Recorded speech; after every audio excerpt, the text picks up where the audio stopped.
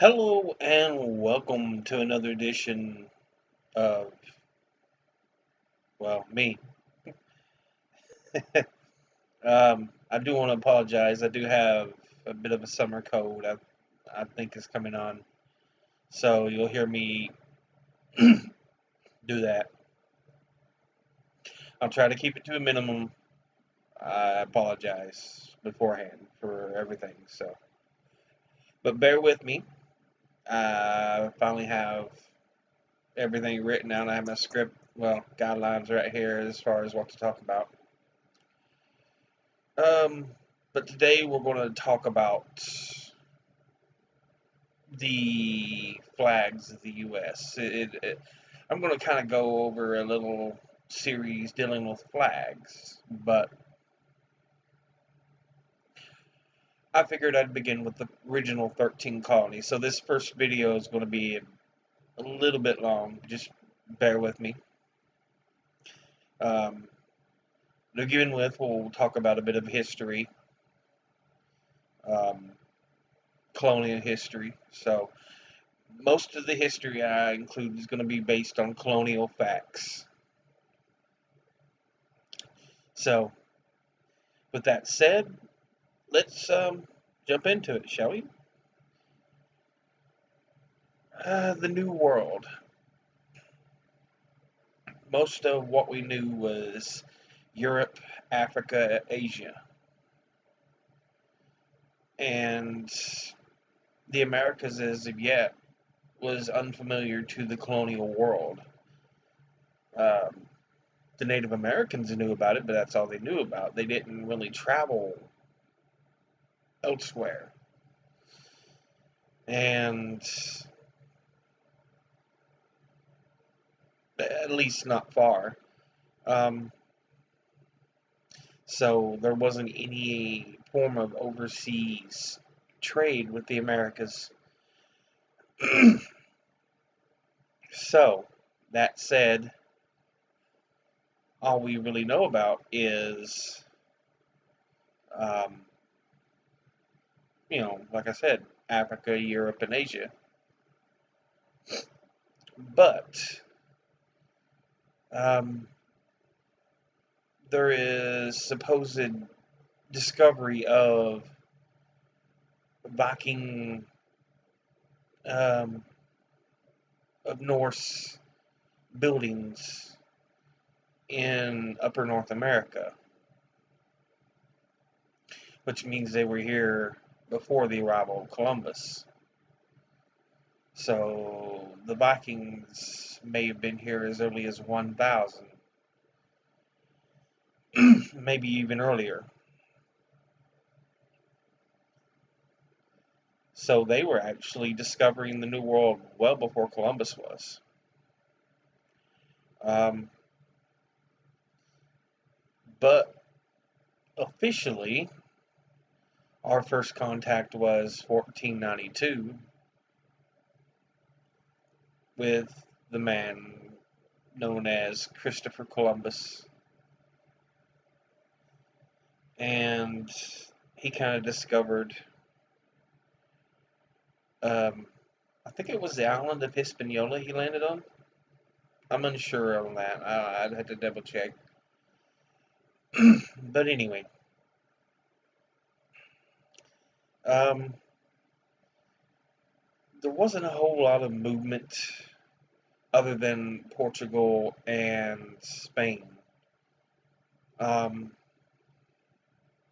they were the first ones to really set out, and they took about taking over the New World.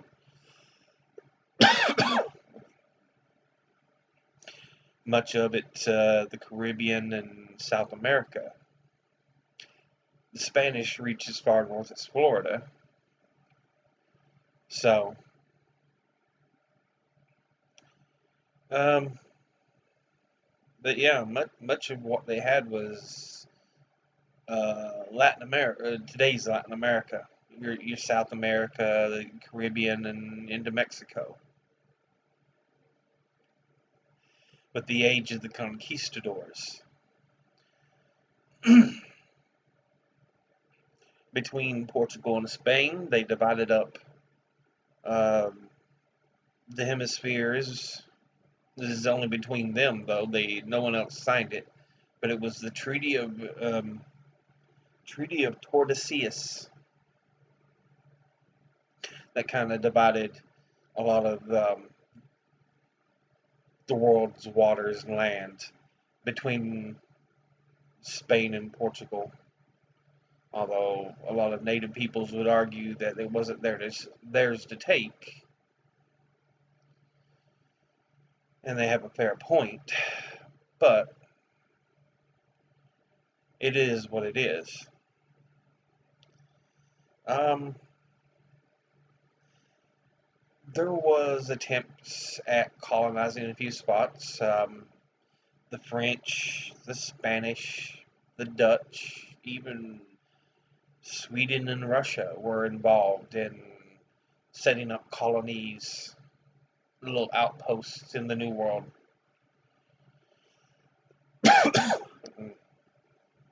So, a number of countries were really involved in the colonizing race for North America, while Portugal and Spain had domain over South America and the Caribbean. Um, England kind of forayed into the colonizing with the lost colony of Roanoke. This was around 1584 to 85 and lasted until 89, because it was in 1590 that a ship returned and the colony was found abandoned, thus becoming the lost colony of Roanoke. And a bit of a famous mystery. And if you've always kind of wondered, the theory is that Roanoke was basically kind of off the coast of North Carolina, as to where. So, but then, once again, about 1607, the English tried again, this time with the Virginia Company taking up the reins and founding Jamestown in 1607. And that was kind of the real start of the race. Jamestown had a bunch of money. It even made off tobacco. That was a huge profitable crop. And the race was on to see what other goods they could salvage from the New World.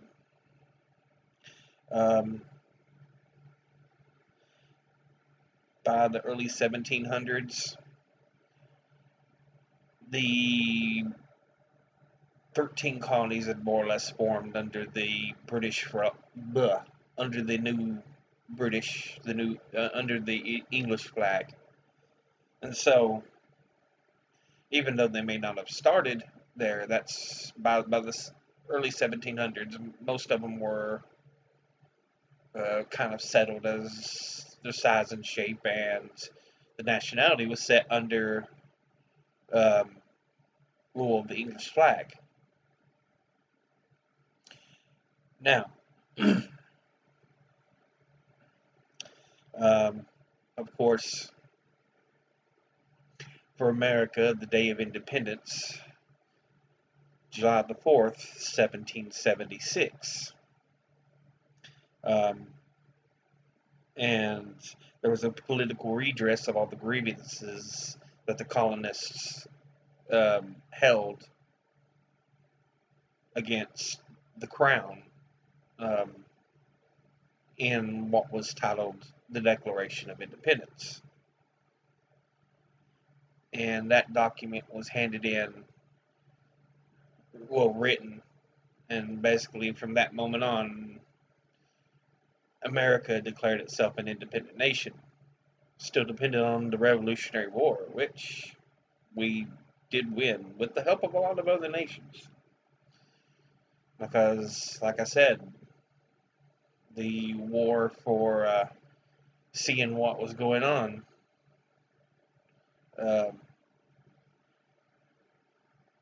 interested a lot of other countries to say, no, we'll help this upstart little group push back against its masters. And so there was French and German and help from a lot of different nations in a lot of different ways. And so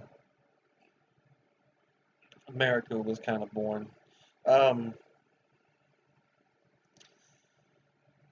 and it's the day we do celebrate. Okay, with that back history of the nation, let's talk about the 13 colonies before we deal with the actual states. Um, the first one I want to talk about is my home state, Virginia. And it is um, the earliest of the English colony, or English states, I should say. And its capital today is Richmond. Um, it is known as the Old Dominion, also known as the Mother of Presidents, since so many of the early presidents are from here. Washington, Jefferson, Monroe, Madison. Those are the four most famous, but there's like four others that are born here. Three of them are within the first 15 presidents beyond the four I mentioned. So I know Woodrow Wilson was born here, but he claimed another state as his home, just like as the way Lincoln was born in Kentucky, but he claimed Illinois as his home state. Um, anyway, um, kind of founded, as I said, by the Virginia Company of London at Jamestown, and had tobacco as its first real profitable crop, and it used that to make a bit of money. Um, and here's an interesting fact: of the 50 states, Virginia is one of only four commonwealths. They are officially recognized as commonwealths, and the others include Kentucky, Massachusetts, and Pennsylvania, which we'll talk about Massachusetts and Pennsylvania a little later in the video here. And on the flag, it's pretty basic. It's a blue flag, and on it it has the seal of the state. The actual planning was by George Mason, who is, of course, today known for George Mason University, and George Wythe designed it and presented it to the Virginia Convention in 1776, and thus Virginia's flag was born. Sic Semper Tyrannis is on the flag, just so you know. It basically means thus unto tyrants, or thus always to tyrants.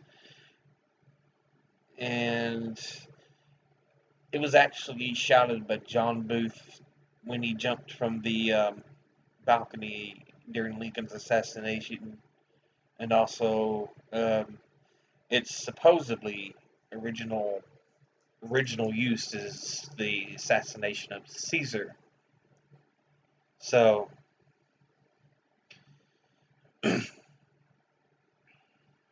it's always been used as a form, whether the leaders are or not tyrants, to depose um, those we disagree with. And so, um, and of course, on the flag, you'll see on the seal at the bottom, like I said, Sic Semper Tyrannis. But on the seal, it has a picture of um, the warrior woman standing above um, above another warrior. I think it's Greek. The uh, the character of virtue standing um, on top of someone. So anyway, that's kind of how the flag is and the story behind it. But it's always a motto you remember. It's state motto of Virginia. So next state we'll talk about is the state of New Hampshire. Um, and its modern day capital is in Concord. Um, and it's likely named after the county of Hampshire in England. So, thus the New Hampshire, as you'll see a lot of the states knew this, knew that. So it was named New Hampshire.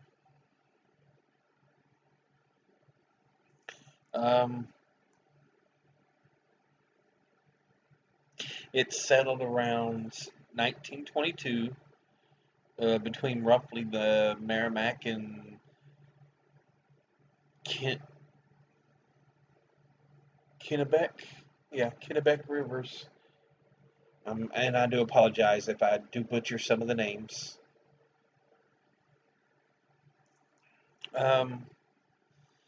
It kind of encompassed a lot of modern day New Hampshire as well as some of Maine. But it was kind of developed at the same time as a lot of the other northern colonies, like Massachusetts. We'll get to that in a second, though. And then I want to speak about.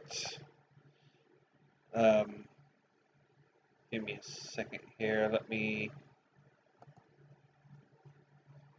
There it is. I'm having to pull up a list of flags, so bear with me a second here. Just bear with me. But anyway, yeah, New Hampshire.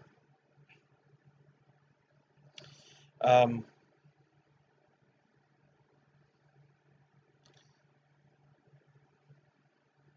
lot of pine up in that area and such. It's running slow. I do apologize for the delay. So give me just bear with me a bit here. I've got so many tabs open right now. It's slow where I've been doing the research and didn't want to lose everything. I can close Wikipedia though. All right. And on this state of New Hampshire, it's also got the seal of the state on the front. You see a long boat, kind of a long boat with the flag on it, and it's encircled by a wreath. It just says the seal 1776. It's nothing too fancy either. So I just wanted to kind of show that. But the next state we are going to talk about is Massachusetts. Massachusetts, like Virginia, played a major role in colonialization. Oh goodness. took the wrong one. But its modern day capital is Boston. And of course, um, the Plymouth colony was founded in 1920, and later the Massachusetts Bay Colony in 1928, which which was followed by Puritans and other settlers. Um,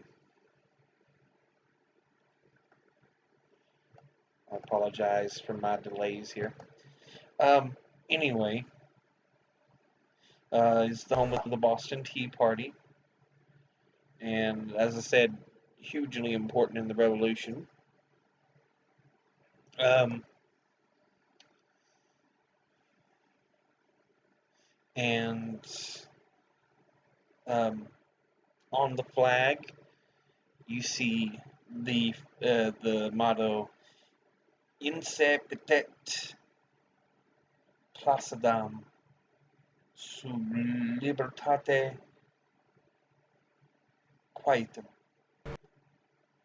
which means um, by the sword we seek peace, but peace only under liberty.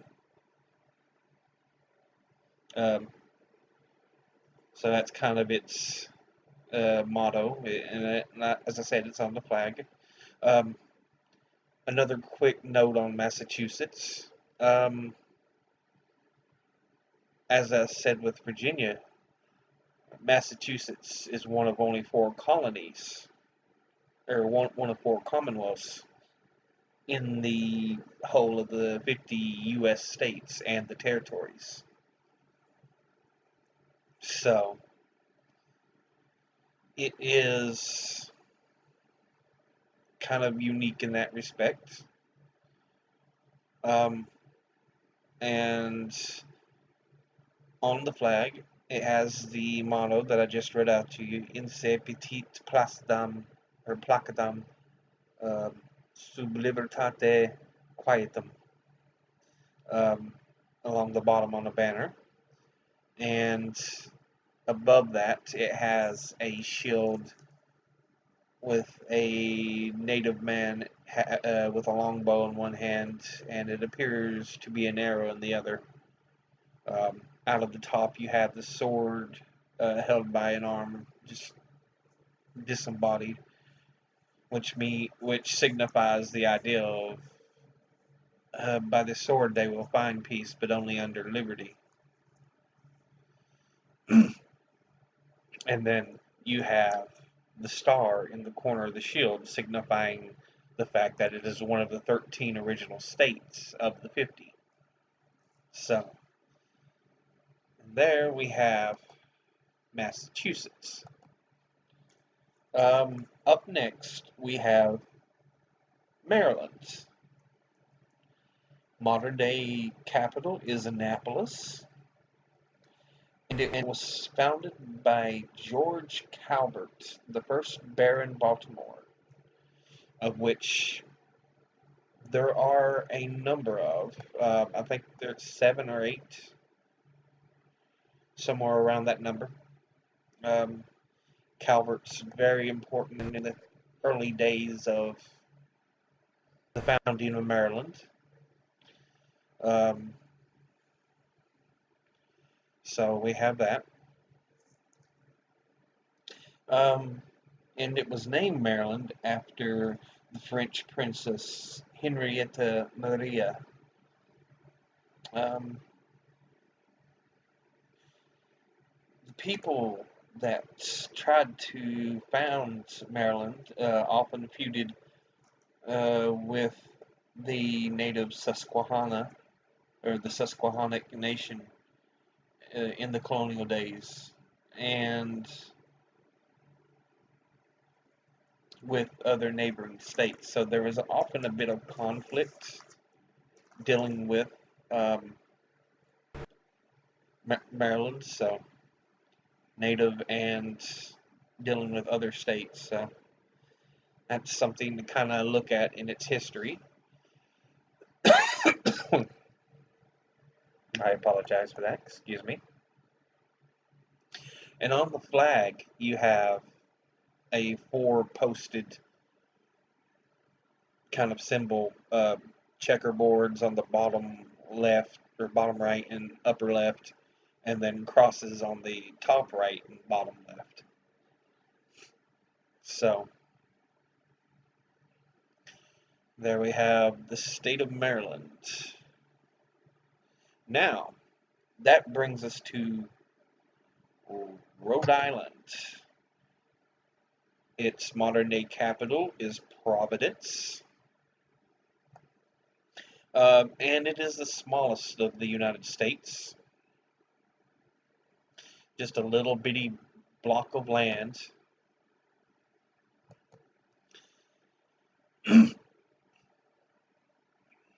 But it was one of the first 13 colonies. And it was the last state to sign the Constitution. So, well, it is the last state to be admitted to statehood, I should say, of the 13 originals.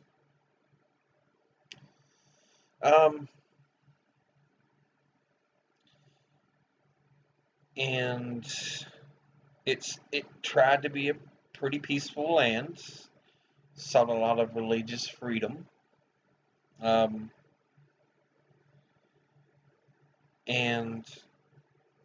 you often had a lot of Catholics and Puritans and so on in the area.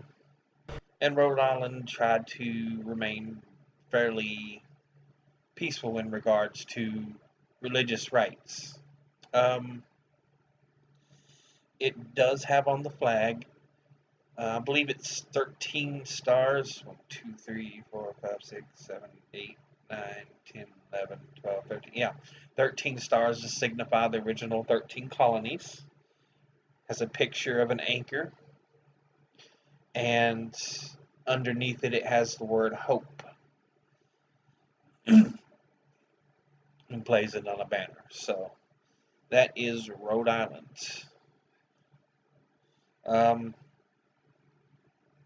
Which brings us to Rhode Island's neighbor, Connecticut. Connecticut has the modern-day capital of Hartford. And just as Rhode Island was very religious, Connecticut too started as a colony for religion, notably a Puritan colony. They often fought with the Dutch, who had a neighboring colony, and they also fought with the native Pico or Peacock people. Again, I apologize if I do butcher the name. Anyway, on the flag is the motto Qui transtulit sustinet, which means who transplanted sustains us.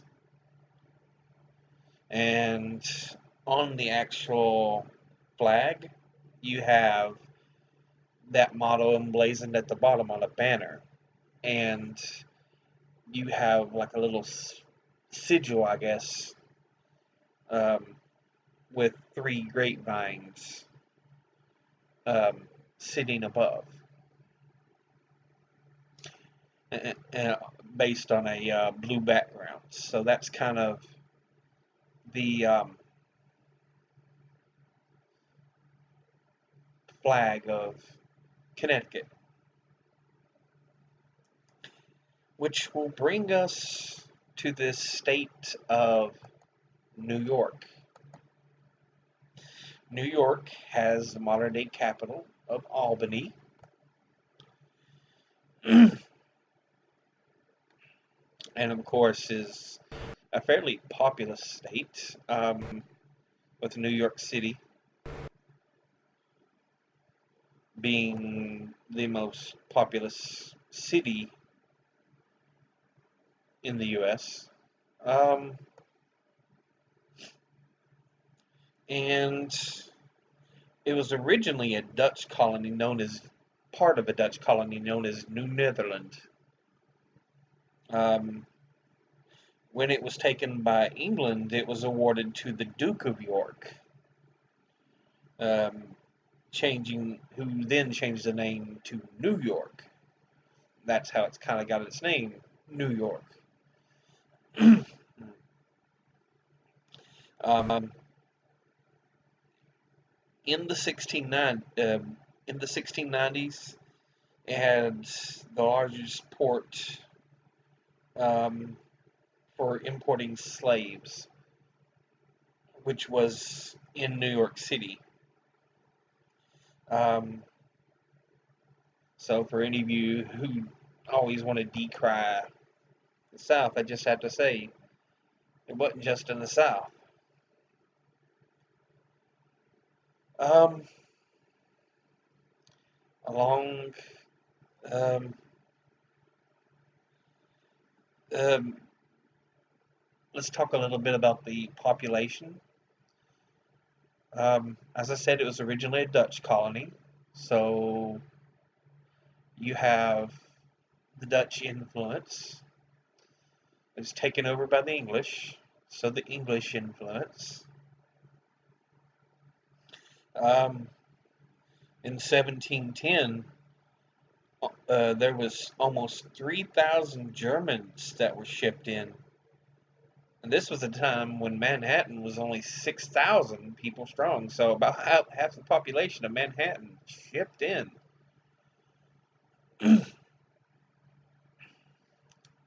As well as the influence of the native people. So that's why, especially around New York City, it's such a multicultural mecca. Um, you have the Dutch, the English, the natives, the Germans, um, and a multitude of other um, groups.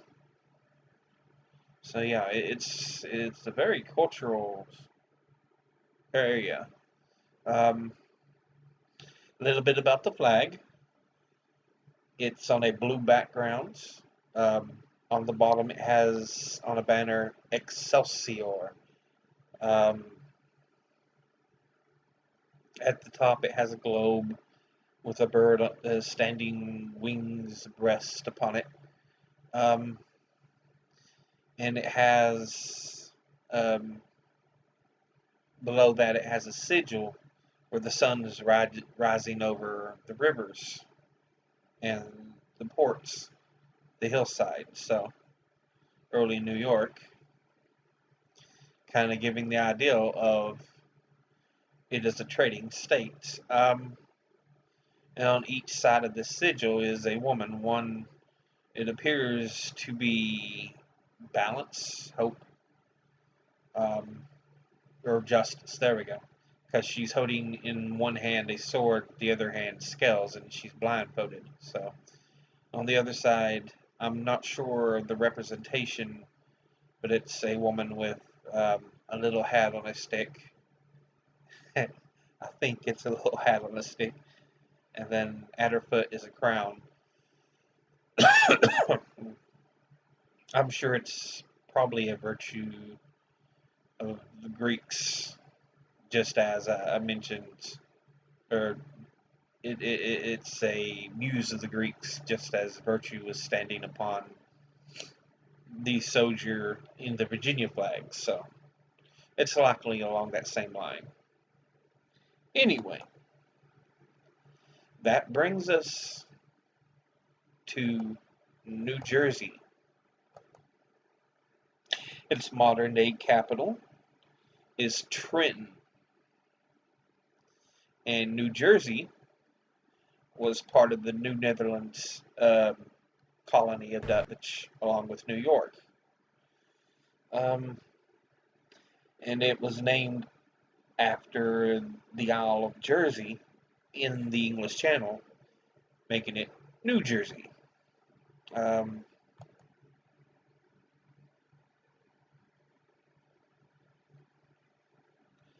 and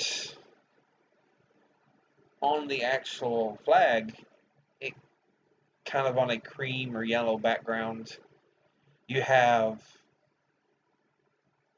um, two women standing on either side of a sigil on which three plows are emblazoned. Um, Above the sigil, you have some decorations along with a horse's head. Um, I'm not sure what each woman on each side is supposed to represent, um, but they're there. Um, and upon the bottom, you have a banner in which is inscribed Liberty and Prosperity, and the year 1776 in which independence was gained. So, and there we have the state of New Jersey. Um, Delaware is our next state. I kind of feel for Delaware because it was kind of tossed around quite a bit. Um, its modern day capital was Dover, and it too was part of um, the original New Netherlands um, colony of the Dutch. So you had Delaware, New York, New Jersey, all as part of the Dutch colony of um, New Netherlands. Um, and probably part of Pennsylvania as yet it had not been founded as a separate colony. So you probably stretched from had the Dutch colony of New Netherlands with New Jersey, New York, most of Pennsylvania into Delaware. Although the actual main part of New Netherlands was in New York. So, um, within the New Netherlands was also the Swedish colony of New Sweden, which is at modern day Wilmington, but it only lasted a little over a decade in length before it kind of faded out. Um, and like I said, I do kind of feel sorry for Delaware because even before it was a state on its own, it was territory of New Netherlands. Then it was territory of Maryland. Then it was territory of Pennsylvania. Um, all of which claimed it, but it was just too independent to stay territory of someone else's state and became a state upon its own. Um, then the actual flag, you have a kind of cream looking diamond shape on a light blue background. Within the diamond, you have two gentlemen on either side of a sigil on which you have uh, farming, um, such as corn and hay at the top, and along the bottom you have a picture of a cow or cattle. Along the top you have a ship, which also indicates its use as a port, and emblazoned at the bottom is a banner in which it says Liberty and Independence. And then at the very bottom it says December the 7th, 1787. which is, of course, the date it entered statehood. So, and another fun fact, Delaware was the first state to be admitted for statehood. So, it went through a lot to become a state. Now, that'll take us to what was originally the state of Carolina. Um, but let's talk about North Carolina first. Its capital is Raleigh, and um,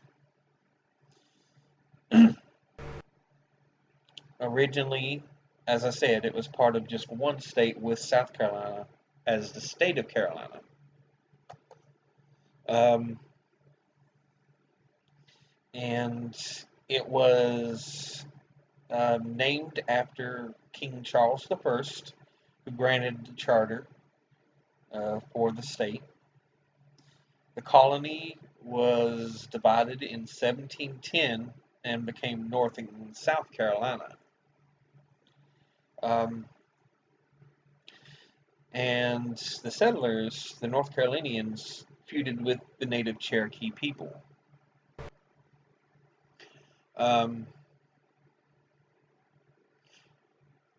So we had that going on. And a bit of note, I do want to mention post-colonial, in that about 1790, it was about 1790 or so. A portion of North Carolina, which is modern-day East Tennessee, tried to form its own state, known as the state of Franklin. And I do have a book devoted to nothing but that story. I know quite a bit about it. I actually drove quite a bit on the modern day road that's called State of Franklin, so I'm quite familiar with it. Anyway, that's kind of the history of North Carolina. Let's talk about the flag. It's tricolored. You have red, white, and then up and down you have a blue background with N star C for North Carolina and indicating its statehood. I do not know what the dates are for. I tried a little bit, not very hard, but I tried a little bit to look up the dates. I could not figure that out. If you do want to know, let me know. Comment, let me know, and I'll try to dig it up. Try to answer that question. But that is North Carolina. That being said, it only makes sense to do its brother, South Carolina. And I do have to apologize to South Carolinians. I did not find a whole lot of history that wasn't already tied to North Carolina, just because they were one state up until 1710, and the Revolution was in 1776, so you had a period of about 66 years.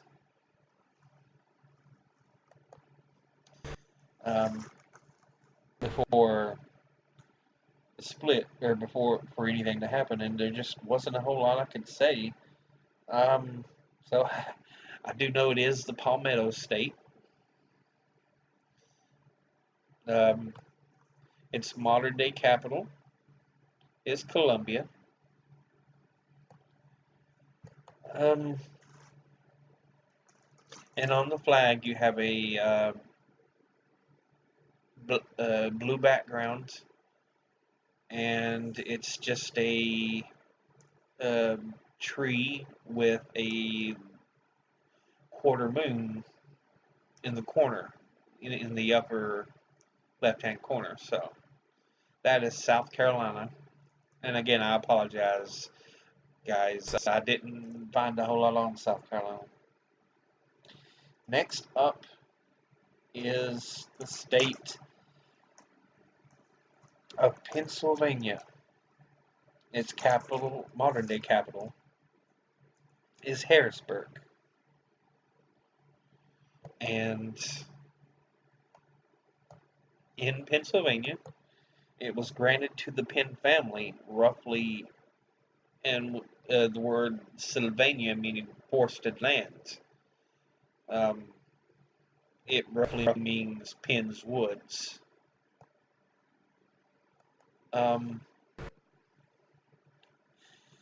It was a very religious in colonial days with groups like the Quakers, the Mennonites, and the Amish. So it had a number of different groups involved religiously.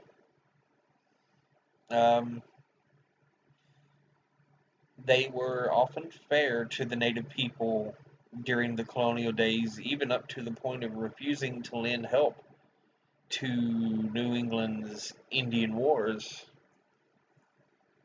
But that was in the colonial days. After it's around the time it gained independence, it started to turn a little bit. And I do apologize to the native people for that.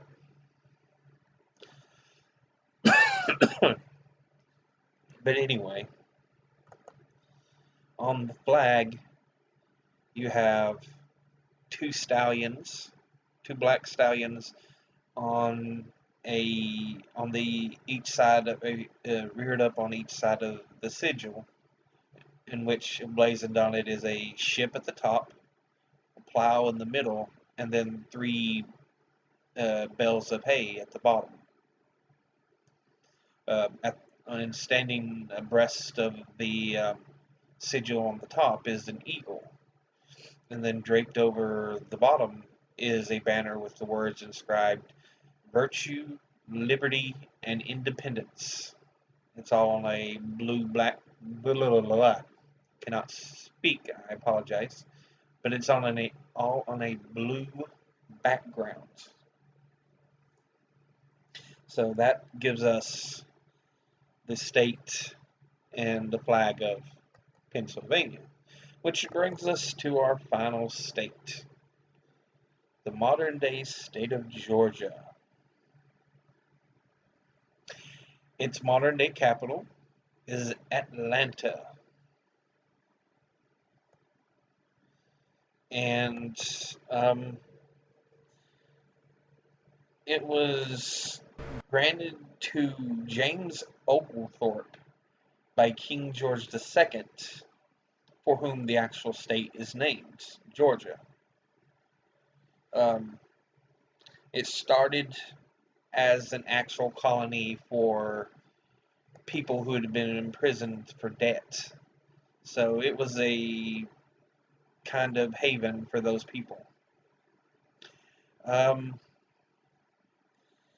It even went so far as to ban drinking, ban slavery.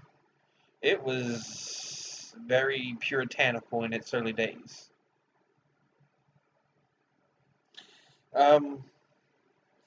Of course, it bordered along Spanish Florida at the bottom, which gave it kind of a buffer from the other states. And on the flag, you have 3 stripes, 2 red, 1 white, and in the corner on the upper left, you have a blue background with the 13 stars symbolizing the 13 colonies. And in the middle of that, it shows some pillars with a man in them holding up a sword. Under it are the words, "In God We Trust," and on this pillar above it is the word Constitution, and then wrapped around is some banners with the words wisdom, justice, and moderation. So that is each one of the states of the 13 original in its colonial form and their flags.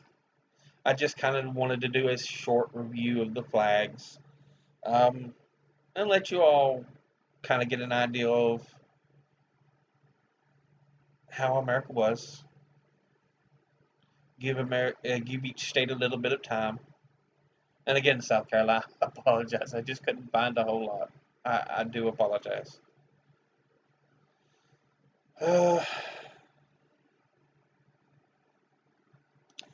But anyway,